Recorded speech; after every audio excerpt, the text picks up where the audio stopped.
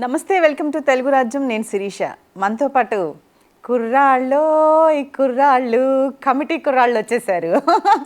మీకు కూడా పరిచయం చేస్తాను. నిహారిక గారి కమిటీ కుర్రాళ్ళు సక్సెస్ అయితే చాలా హ్యాపీగా ఎంజాయ్ చేస్తున్నారు. సక్సెస్ మీట్లు జరుగుతూ ఉన్నాయి. సినిమా అయితే బ్లాక్ బస్టర్ అయిపోయింది. చాలా హడావుడిగా ఉన్నారు. అసలు వీళ్ళు ఈ సినిమాలోకి ఎలా వచ్చారు, నెక్స్ట్ వీళ్ళ ప్రాజెక్ట్స్ ఏంటి, ఆ సినిమా గురించి విశేషాలు ఏంటి, నిహారిక అసలు బోల్డ్ అని విశేషాలు మాట్లాడుకుందాం. హాయ్ అండి, నమస్తే. నమస్తే నమస్తే. మీ పేరు బ్రిటిష్, మీ పేరు రఘువరన్. రాంబాబు క్యారెక్టర్ చేశారు. ఓసి అలా అనేస్తున్నారు కదా మిమ్మల్ని జనాలు. అసలు నేమ్ ఏంటండి? శ్యామ్ కళ్యాణ్ నా పేరు. శ్యామ్ కళ్యాణ్ గారు. ఓకే, ఎక్కడి నుంచి వచ్చారు శ్యామ్ కళ్యాణ్ గారు? మాది భీమవరం దగ్గర ఒక పల్లెటూరు, సో అక్కడి నుంచి వచ్చారు. మీరండి? మాది తాడేపల్లిగూడెం, వెస్ట్ గోదావరి. తాడేపల్లి. మీదండి? మాది అనకాపల్లి జిల్లా మట్టవనపల్లి గ్రామం నుంచి వచ్చానండి. ఓకే, మొత్తం అంటే ఈ సినిమా గోదావరి యాస్కి దగ్గరగా ఉంటుంది కదా, సినిమాలో కూడా ఆ స్లాంగే నడుస్తుంది. దగ్గరే కాదు, మొత్తం అదే ఉంటుంది. అందుకని మిమ్మల్ని పర్టికులర్గా సెలెక్ట్ చేసుకున్నారా? గోదావరికి సంబంధం లేనిది ఎవడంటే శ్రీకాకుళం కదండి. శ్రీకాకుళం కలిపేసుకోండి, పర్లేదులే. ఆడికి అలవట్లేదు, ఆడి లాంగ్వేజ్ మాకు వస్తుంది తప్పితే మా స్లాంగ్ ఆడికి రావట్లేదు. శ్రీకాకుళం వాళ్ళు చాలా స్ట్రాంగ్ గా ఉంటదండి వాళ్ళ వాయిస్. తీసుకెళ్ళిపోతారు మన్ను కూడా వాళ్ళ, మనం అలా లాక్కోవాలన్నమాట. యాక్చువల్లీ వీడే అనుకుంటా, ఆడికి స్లాంగ్ ట్రై చేస్తున్నప్పుడు ఒక పాయింట్ లో ఈడాడి స్లాంగ్ లోకి వెళ్ళి నాకు వచ్చేసింది, ఆడి స్లాంగ్ నాకు వచ్చింది తప్పితే నా స్లాంగ్ ఆడికి రాలేదు. నేను ఇంకా మా అసిస్టెంట్ డైరెక్టర్ హేమంత్ ఎంత ట్రై చేసిన సరే వీడికి స్లాంగ్, హేమంత్ కూడా మాట్లాడడం మొదలెట్టాడు ఈ స్లాంగ్. శ్రీకాకుళం యాప్ట్ ఈజీగా జనాలు కనెక్ట్ అయిపోతూ ఉంటారు వాళ్ళతో. కొద్దిసేపు నెక్స్ట్ శ్రీకాకుళం మూవీస్ వస్తే మేము యాక్ట్ చేయొచ్చు, వీడి వల్ల స్లాంగ్ కూడా వచ్చింది మాకు. అనకాపల్లి. సరే, రావాలని కోరుకుందాం నెక్స్ట్ అటువంటి జానర్లో ఒకటి. ఈ చాలా మందిని సెలక్షన్స్కి పిలిచారు కదా, దాదాపుగా ఇంటర్వ్యూస్లో చూడటం అయితే 6,000 మంది వరకు సెలక్షన్స్కి పిలిచారు అని మేము చూసాము. మీరు ఎలా సెలెక్ట్ అయ్యారు దాంట్లో? అది మమ్మల్ని అడిగే క్వశ్చన్ కదా, మా డైరెక్టర్ని వెళ్ళాడు కాదు. ఓకే ఓసి డైరెక్టర్ గారు లేరు కాబట్టి డైరెక్టర్ గారి తరపున మిమ్మల్ని అడుగుతున్నాను. సెలక్షన్స్కి ఎలా పిలిచారు అంటే మీరు ఎవరి త్రూ అన్న వెళ్ళారా, లేకపోతే ఇది ఏంటి, ఎలా జాయిన్ అయ్యారు దీంట్లో? నాకు సూర్య అని చెప్పి ఒక అన్న తెలుసు. ఆయన అంటే ఈ ప్రాజెక్ట్ మొదలవడానికి 2 years ముందు ఆయన మా ఫ్రెండ్ది ఒకటి గోదావరి స్లాంగ్లో స్టార్ట్ అవుతుంది, సో నీకు ఆ స్లాంగ్ వచ్చు కదా, ఆడిషన్ ఉన్నప్పుడు పెడతాన్నాడు. ఆయన చెప్పారు, ఆయన నెంబర్ తీసుకుని ఆయన కాంటాక్ట్లో లేం. మళ్ళీ నెక్స్ట్ ఆయన నుంచి వచ్చిన మెసేజ్ ఆడిషన్ కాల్ ఒకటి ఉందని పెట్టారు సూర్య. అయితే అక్కడి నుంచి ఆడిషన్కి వెళ్ళినప్పుడు ఇంతమంది హీరోలు ఇవన్నీ చెప్పారు కదా, అంతమంది ఒక్కొక్కటి 2 నిమిషాల అంటే బేసిక్ అప్పటికి నాకు నరేషన్ అవ్వాలి కథ ఎలా ఉంటుంది అని. వన్స్ ఎప్పుడైతే నాకు ఇప్పుడు వరకు ఫుల్ నరేషన్ నేను వినలా, ఫస్ట్ హాఫ్ వరకే విన్నా నేను. మీ క్యారెక్టర్ వరకు మీరు త్రూ అవుట్ ఉంటుంది, బట్ అంటే మాకు బాడీ ట్రాన్స్ఫర్మేషన్ ఉంది కదా, ఈ ఏజ్ ఇది తర్వాత 30 years వాళ్ళొకళ్ళు, 18 years గ్రూప్ ఒకటి కదా. సో 18కి ఫస్ట్ 18 షూట్ చేయబోతున్నాం కాబట్టి అది నరేషన్ ఇచ్చేవారు అక్కడి వరకు. దాని తర్వాత అట్లా ఎప్పుడు నేను ఫుల్ నరేషన్లో లేను. సో కానీ అది సాంగ్స్ ఈ రెండే నన్ను ప్రాజెక్ట్ హోల్డ్ చేసినాయి. ఓకే, ఇంతకు ముందే ఏమన్నా మీరు షార్ట్ ఫిల్మ్స్ అలాంటివి చేశారా? షార్ట్ ఫిల్మ్స్ చేశాను, రిలీజ్ అవ్వలేదు అనుకోండి పెద్దగా. ఓకే, ఎనీహో మీకైతే ఆ ఇంట్రెస్ట్ ఉంది, దానివల్ల మీ ఫ్రెండ్స్ త్రూ ఇలాగ వచ్చేసారు. నేను అసలు హైదరాబాద్ వచ్చిన రీజనే యాక్టర్ అవుదామని. విఎఫ్ఎక్స్ చేశాను నేను. బయట నుంచి చూస్తే ఆ విఎఫ్ఎక్స్ ఇది దగ్గరగా ఉంటుంది అన్న ఫీల్డ్లో విఎఫ్ఎక్స్ చేసి ఒక 4 years జాబ్ చేసి ఇంకా వర్కౌట్ అవడం లేదని బ్రేక్ ఇచ్చా. ఆ తర్వాత ఆ 1 yearకి బ్రేక్ ఇచ్చిన 1 yearకి ఆఫర్ వచ్చింది. Okay, very good. మీరండి, మీరు ఎలా వచ్చారు? అంటే నేను ట్రై చేయడం కూడా చాలా తక్కువ చేశాను. ట్రై చేయడం ఇది నా ఫస్ట్ ఆడిషన్ యాక్చువల్గా. ఎక్కడండి ప్రాపర్? ఎక్కడ మీది? అక్కడ తాడేపల్లిగూడెం. కానీ నేను ఇక్కడే హైదరాబాద్ వచ్చేసి నేను అప్పటికి ఒక 2 years అవుతుంది. నేను ఇంకా ఏమంటారు జాబ్స్ ఏవో కొన్ని జాబ్స్ కూడా చేశాను, కొన్ని కంపెనీస్లో చేశాను, మీడియాలో కూడా చేశాను. ఏ మీడియాలో చేశానులేండి. ప్రమోషన్ అవుతుంది సార్ వాళ్ళకి. మీ ఫ్రెండ్స్ అందరు హ్యాపీగా ఫీల్ అవుతారు కదా. అయితే ఒకప్పుడు ఇంకా తర్వాత మళ్ళీ ఒక చిన్న మూవీ ఏదో ఉంటే అది ఆగిపోయింది, రిలీజ్ అవ్వలే. కానీ ఆ మూవీకి అసోసియేట్ డైరెక్టర్గా కూడా చేశాను. అంటే రైటింగ్ నా హాబీ అనమాట. ఇంతకుముందు కొన్ని షార్ట్ ఫిల్మ్స్, స్కెచ్ వీడియోస్ కూడా రాసేవాడిని కొన్ని యూట్యూబ్ ఛానల్స్లో. సో ఇంకా నేను అన్ని చేస్తున్నా తప్పితే నేను దేనికైతే వచ్చి నాకు చేయట్లేదని అనుకున్న టైంలో ఒకసారి బాలా అని చెప్పి మా ఫ్రెండ్ దీనిలో ఒక చిన్న క్యారెక్టర్ ఒకటి చేశాడు. తను ఏంటంటే నాకు అదే ఫోన్ చేసి అరే ఇలాగ గోదావరి స్లాంగ్ నీకు బాగా వచ్చు కదా మీదే కదా ఒకసారి ఒక ఆడిషన్ వీడియో ఒకటి పంపించు అసిస్టెంట్ డైరెక్టర్కి నెంబర్ ఇస్తానని చెప్పి ఇచ్చాడు. ఆ నెంబర్ ఇస్తే అప్పుడు తన హేమంత్ వాళ్ళు అసిస్టెంట్ డైరెక్టర్ వాళ్ళందరూ కూడాను చూసి నాకు 2 డేస్లోనే ఇప్పుడు కాల్ బ్యాక్ వచ్చింది అనమాట. ఇంకా అప్పటి నుంచి ఆడిషన్సే ఒక 6-7 టైమ్స్ జరిగాయి, ఇంకా అంతకంటే ఎక్కువ జరిగాయి. ఇంకా వర్క్షాప్లో అయితే ప్రతిరోజు ఆడిషన్లన్నీ ఉండేది అనమాట. అప్పటికే చాలా క్యారెక్టర్లు ఆల్రెడీ అంటే చాలా మంది సెలెక్ట్ అయ్యారు, అప్పటికే జరిగినాయి. 6,000 అంటే నేను ఇంకా లాస్ట్ స్టేజ్లో వచ్చాను అనమాట. ఇంకా బాగా ఫిల్టర్ చేసినట్టున్నారు. ఫిల్టర్ చేశారు చాలా. మాత్రం సెలక్షన్స్ కమిటీలో ఎవరున్నారు? ఇది నాకు లేదు, అప్పుడు నిహారిక గారి దగ్గరికి ప్రాజెక్ట్ వెళ్ళలేదు, వేరే ప్రొడక్షన్లో ఉంది. అప్పుడు ఈయన ఏడీస్ హేమంత్ అర్జున్ వీళ్ళిద్దరే నన్ను బాపులు చేశారు. నేను రాన్ భయ్య చేయన్ భయ్య అంతమంది 6 months ఏమీ చేయకూడదు అంటే వెయిట్ ప్రాసెస్ ఉంది కదా. నాకు ఇది రాన్ భయ్య అంటే ఒకసారి కదిన్నాక నువ్వు డిసైడ్ చేసుకో. సో ఇక్కడ చాలా మంది దీని మీద హోప్ పెట్టుకొని జాబ్ క్విట్ చేసి వచ్చిన వాళ్ళు ఉన్నారు. ఇలా మొత్తం అంటే ఎవరెవరు వచ్చారు ఎలా వచ్చారు వాళ్ళ గురించి చెప్పడం, అలా వాళ్ళు పుష్ చేసి నన్ను ఈ ప్రాజెక్ట్లో తీసుకొచ్చారు. లక్కీ అంటే ఎలా అంటే కమిటెడ్గా ఇంకొక 8 months 9 months ఇంకా దీనిలోనే ఉండాలి, మీరు ఇంకేమి చేయకూడదు, అట్లీస్ట్ నేను ఒక షార్ట్ ఫిల్మ్ కూడా చేయకూడదు, రీల్స్ కూడా చేయకూడదు అని చెప్పి, ఎందుకంటే ఆ లుక్స్ రివీల్ అవ్వకూడదు అని చెప్పి అప్పటికే అప్పటి నుంచి చాలా ప్రెస్టీజియస్గా తీసుకున్నారన్నమాట ప్రాజెక్ట్ని. అప్పుడు వేరే ప్రొడక్షన్ అది లేదు, తర్వాత మళ్ళీ ఇంకా చాలా ప్రొడక్షన్స్ మారినాయి. చివరికి ఏంటంటే ఇక్కడికి వచ్చింది ఒక 1 year back 9 months 10 months back ఇక్కడికి వచ్చింది అనమాట. ఇంకా 10 monthsలో కంప్లీట్ అయింది, రిలీజ్ అయింది, సక్సెస్ కూడా అయిపోయింది అనమాట. మీరు బ్రిటిష్ గారు మీరు ఎలా వచ్చారు దీంట్లో? మీరు ఇంతకు ముందు చేసేవాళ్ళ ఏమైనా షార్ట్ ఫిల్మ్స్? చేశానండి, షార్ట్ ఫిల్మ్స్ ఒక 10-15 చేశాను. మూవీస్ కూడా ఒక 2-3 చేశానండి, చిన్న క్యారెక్టర్స్. హ్యాపీయా ఇందులో? హ్యాపీ అండి, త్రూఅవుట్ ఫుల్ మూవీ కదా. ఇంతకు ముందు ఇంటర్వ్యూలో చాలా క్యారెక్టర్స్ చేశానని చెప్పావు కదా మూవీలో, చెప్పు అది కూడా చెప్పు. 2-3 ఎన్ని సినిమాలు చేశారని చెప్పాడు ఆవిడ చాలా అని చెప్పి చాలా కౌంటింగ్ ఒక 4-5 చేసి ఉంటానండి. ఇది 2-3 నుంచి ఇప్పుడు 4-5 వెళ్ళింది. సరే అడిగితే 1, 2 తర్వాత ఇంకెన్ని వచ్చినా చాలానే అనే. అవును కరెక్టే. అంటే ఆ సినిమాలో ఆ ఎమోషన్స్ కానీ ఆ ఆటలాడుకునే విధానం కానీ అంటే కంప్లీట్గా మనం బాల్యంలోకి వెళ్ళిపోవచ్చు. అసలు తెలియకుండానే మళ్ళీ వస్తే బాగుంటుంది, అలాంటి మెమరీస్ అనిపిస్తూ ఉంటుంది కదా. మీరు అక్కడ ఆడారా గేమ్స్ అన్నీ? ప్రతిరోజు ఆడుకోనండి బాబు. మాకు మేముండే ప్లేస్ నుంచి షూటింగ్ ప్లేస్కి ఎలా లేదన్నా ప్రతిరోజు ఒక 45 నిమిషాలు లేదా 1 hour జర్నీ. ఆ బస్సు ఒక టైం టేబుల్ మిషన్ లాగా అనిపించదు. ఇక్కడ నుంచి మమ్మల్ని తీసుకెళ్ళి చైల్డ్హుడ్ లేసేలాగా పొద్దున వచ్చి ఒరే రండ్రా వెయిట్ చేస్తున్నారు, ఒరే అట్లా అందరికన్నా ముందు ఇస్తాడు దిగి, ఒరే రండ్రా అరే వెళ్ళిపోద్ది మిమ్మల్ని వదిలేసి వెళ్ళిపోతాం అది దాన్ని. అది పక్కన ఎవరంటే మేనేజర్ ఉంటారు అనమాట. ఆయన ముందు పేర్లు పెట్టి అరే రాంబాబు ఇంకా రాలేదు, సుబ్బుగా ఎంతసేపు రా మీరు ఇక అందరూ వెయిట్ చేస్తున్నారు రా మీకోసం వెయిట్ చేయాలని చెప్పి. ఎందుకంటే పక్కన మేనేజర్ ఉంటాడు అనమాట ఆయన అశోక్. సో మార్కులు కొట్టేద్దాం అలాగే. తెలివైన వాళ్ళు ఎలాగైనా కదా. అలాగే లేదండి, మన సినిమా అనుకున్నాను నేను అంతే. అందులో మన సినిమానే అందరూ చాలా అంటే అసలు యాక్టింగ్ లాగా కనిపించలేదు, బాగా చేశారు అందరు కూడా. 11 మంది హీరోలను పెట్టేసి అంటే ఒక్కొక్క క్యారెక్టర్ రివీల్ చేసుకుంటూ కూడా అంతా ఒక స్ట్రీమింగ్ లైన్కి తీసుకురావడం అనేది నిహారిక గారికి హ్యాట్స్ ఆఫ్ చెప్పొచ్చు. ప్రతి క్యారెక్టర్కి ఇంపార్టెన్స్ ఉంటుంది, ఏదో ఒకటి తక్కువ ఒకటి ఎక్కువ అన్నట్టు ఉండదు. అండ్ ఇది ఒకటి ఓన్లీ 11 కాదు, బ్యాక్గ్రౌండ్ వర్క్ ఉండదు కదా. చేసిన ప్రతి టెక్నీషియన్ ప్రతి ఒక్కరు ఈ సినిమా నాకు సంథింగ్ నా లైఫ్ ఇవ్వబోతుంది. Direction department, camera department, art, ప్రతి ఒక్కరు ఆ కమిట్మెంట్తో వర్క్ చేశారు. చాలా స్ట్రెచ్లు ఎక్కువ జరిగినాయి, షెడ్యూల్ కన్నా ఎక్కువ స్ట్రెచ్ చేసి వర్క్ చేయడం. మేబీ ఆ స్లీప్ మాకంటే కొంచెం అక్కడక్కడ ఫ్రీ టైం దొరికిద్ది, పడుకోవచ్చు. వేరే ఒక షాట్ జరుగుతున్నప్పుడు మేము పడుకోవచ్చా ఉంటాయి, కానీ కెమెరా డిపార్ట్మెంట్కి అలా ఉండదు కదా, లైటింగ్ అలా ఉండదు కదా. ఎవ్వరు ఇరిటేట్ అవ్వకుండా ఇవన్నీ వర్క్ చేశారు వాళ్ళు. 18 hours 20 hours 18 hours కూడా జరిగాయి అనమాట. అసలు ఆ సినిమాలో గొడవ ఏంటి? అది చిన్నపిల్లలకి పెద్దోళ్ళకి ఎందుకు వచ్చింది ఆ గొడవ? ఆ జాతర ప్రోగ్రామ్ ఏంటి? ఈడి వల్లే ఓసీ అని రిజర్వేషన్ల కోసం.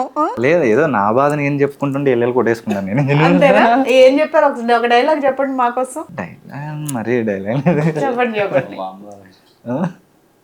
అది చెప్తావు కదరా మా మామ చదువుకోకపోతే.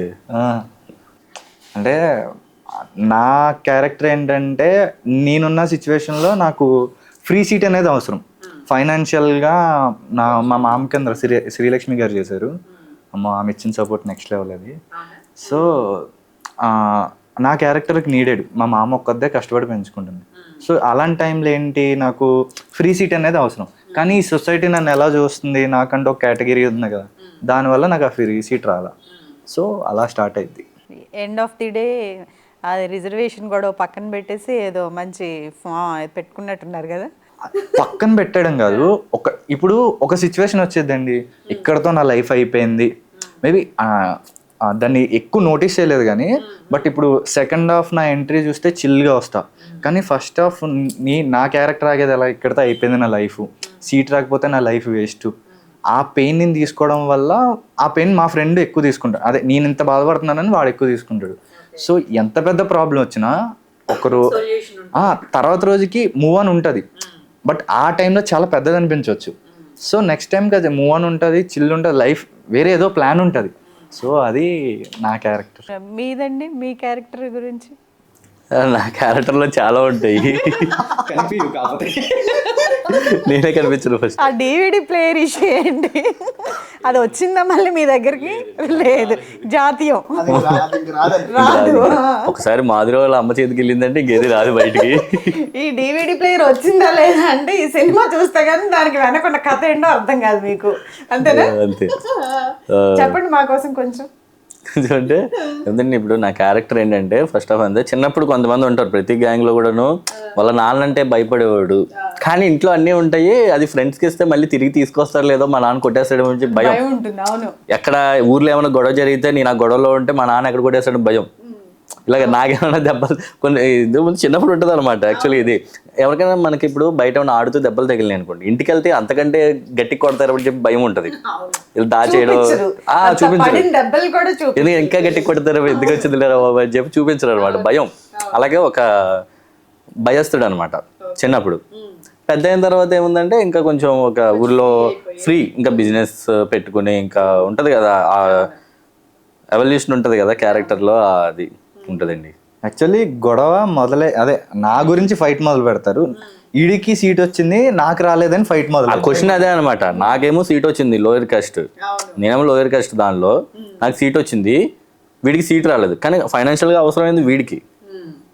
సో అది ఆ రిజర్వేషన్ సిస్టమ్ గురించి ఒక క్వశ్చన్ రైజ్ చేసాం అనమాట. అదే అంటే కొంచెం కులం, మతం, రాజకీయాలు అన్నీ మిక్సప్ అయిపోయి ఒక ఫుల్ ఫ్లెడ్జ్డ్, అంటే పిల్లల మనసులో ఏముంది నెక్స్ట్ కొంచెం కొంచెం టచ్ చేసినట్టున్నారు కదా. అంటే చిన్నప్పుడు తెలియదండి. ఇప్పుడు యాక్చువల్గా ఇప్పుడు నాకు కూడా ఇప్పుడు 10th క్లాస్ వరకు కూడాను ఆ క్యాస్ట్ అనేది ఏంటో తెలియదు.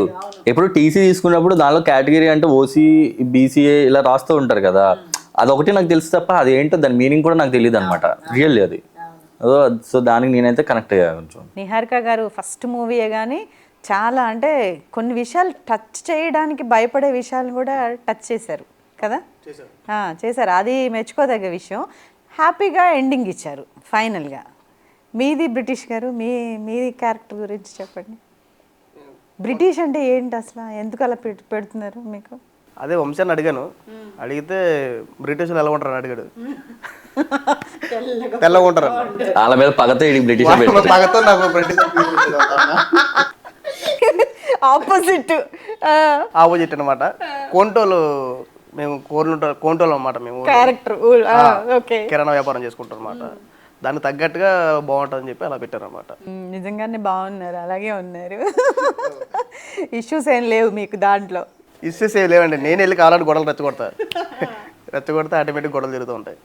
ఈ సినిమా షూటింగ్ టైంలో ఏమన్నా గొడవ పెట్టుకున్నాడా? చెప్పండి. అటువంటి జరిగింది, ఒక గొడవ జరిగింది.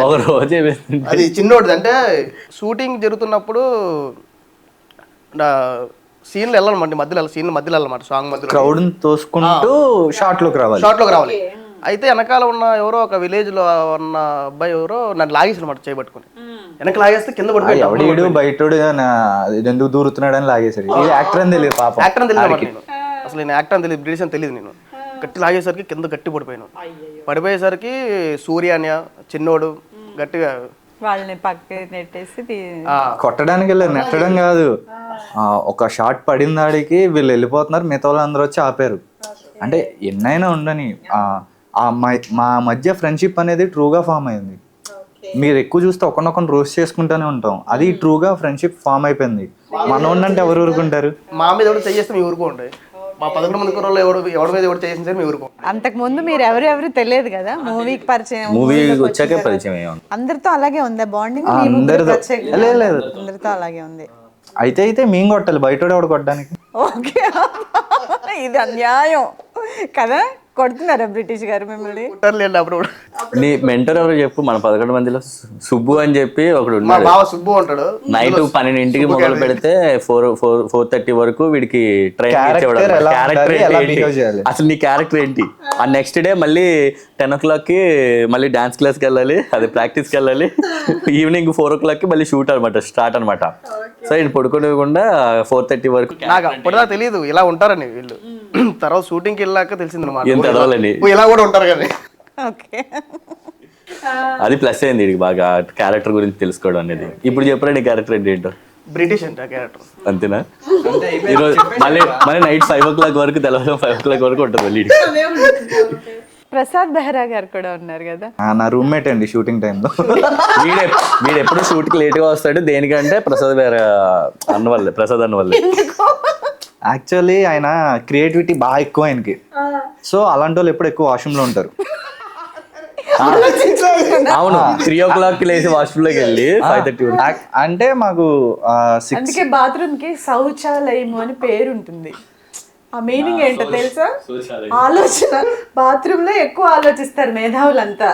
అయితే నేను పొద్దున్నే లేస్తా కదా, లేచి సర్లే బాత్కి వెళ్దాం అని చెప్పి బాత్రూమ్లో ఉన్నారు. వస్తారు, సర్లే వస్తారు, గంట ఈ లోపు అయిపోయింది.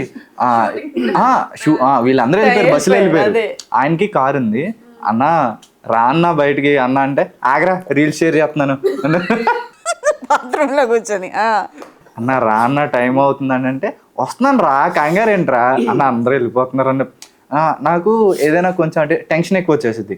అంటే టైం పంక్చువాలిటీ ఉండాలి కదా మరి. పంక్చువాలిటీ కొంచెం భయం ఎక్కువ పడతా నేను.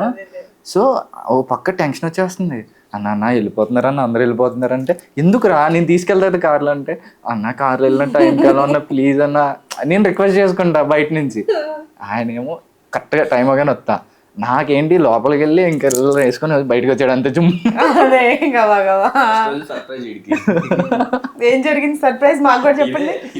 ఇదే అంటే వెళ్ళిపోయారు, మొత్తం అందరూ వెళ్ళిపోయారు. కిందకి చూస్తే ఎవరు లేరు, వెళ్ళిపోయారు. కాల్స్ చేసి ఇంక వెళ్ళిపోయారు. తీసుకెళ్ళారు. కానీ ఆ ట్రావెల్లో ఒక టార్చర్ ఉండేది నాకు. అంటే ఒక్కొక్క రోజు లొకేషన్ అటు ఇటు షిఫ్ట్ అయ్యింది కదా, నేను చూసుకోవాలి. ఒక రోజు అన్న ఇటు వెళ్తున్నావు ఏంటి కదన్నా, అటు వెళ్ళాలి అంటే డిఫరెంట్ వేస్ అంటే, లేదురా నాకు బోర్ కొట్టేసిందా ఈరోజు షూట్కి రాను. ఒక రోజురా లిటరల్లీ అంటే లొకేషన్ మారిందని నిజంగా నాకు తెలీదు. బోర్ కొట్టేసిందిరా నేను వెళ్ళను షూట్ కన్నా. గొడవ అయింది, నేను వెళ్ళలే షూట్కి. అన్న షూట్కి వెళ్ళ నాకు మాటలు రాలేదు. ఈ షూట్కి వెళ్ళాలంటే ఏం చెప్తాను.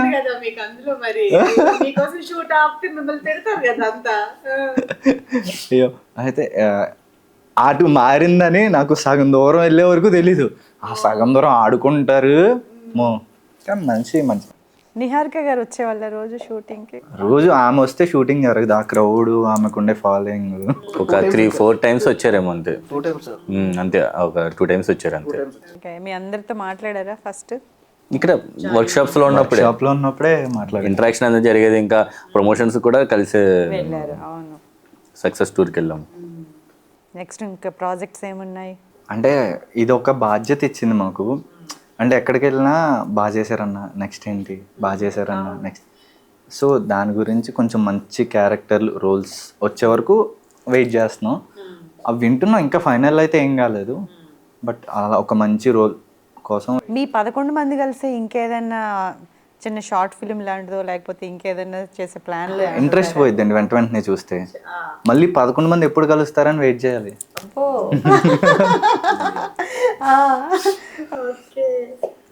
రైట్, మీరందరూ ఇంకా మంచి ప్రాజెక్ట్ చేయాలి, జనాల్ని బాగా అలరించాలి, మీరు అనుకున్న గోల్స్ అన్ని రీచ్ అవ్వాలి. మా తెలుగు రాజ్యం తరపున అయితే మనస్ఫూర్తిగా కోరుకుంటున్నాము.